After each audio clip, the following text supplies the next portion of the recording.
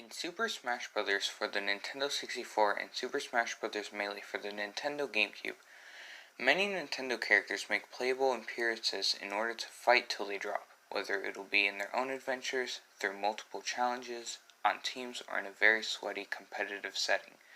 One of these characters that appear in both games that is very well known in the gaming world is Luigi. Luigi is an average, well-rounded character similar to Mario in appearance, but yet very different in many ways, such as a slow mobility and speed, stronger and more powerful attacks, combo starter and breaker moves, and the lowest traction in all of Smash. Nevertheless, he still looks very similar to his brother, which made him a clone-like character for a while. Another thing unique with Luigi are his skins. Now of course Luigi has his average, almost recognizable green outfit, along with his pretty Pepto-Bismol pink and red outfit, and his fruity 2D milkshake blueberry outfit. But then we get to this one. What is this? And what happened to it? This fiery looking skin isn't really what you think. While it seems to be some kind of poor imitation of Luigi in the fire costume, it's kinda really not. It's actually a reference to Luigi's old sprite from the original Super Mario Bros., which is what the fire flower suit for Luigi in later games would use in a similar design fashion. So why did it go away?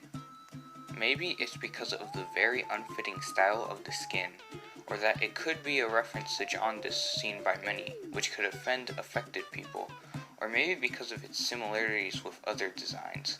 While the last one may be true, there might be a better, more true-spoken theory about why. Modernization.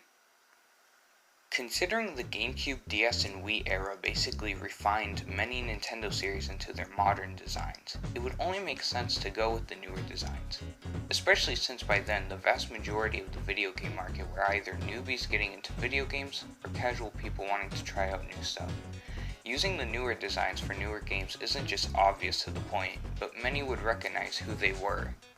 On the note of casuals and newbies, many wouldn't understand the origin of the costume, and while that doesn't really matter, especially in games like Ultimate, using both costumes in one would bring a point of confusion of, why are there two very similar costumes when they could replace one of them?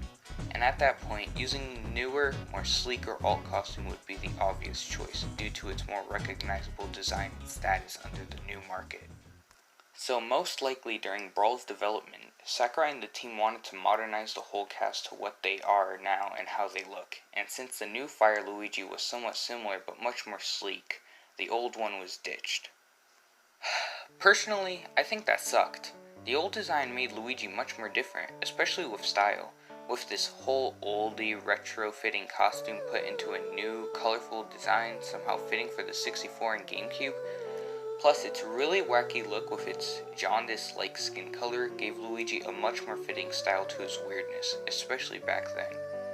However, things change over time to be more modern and to the point, and hey, can't really blame that, especially if you're one of the biggest video game companies in the world with millions of new players that try out your new games. Maybe one day it'll return, maybe as a little nostalgia throwback, but I don't see that happening for a long time. Thank you for watching.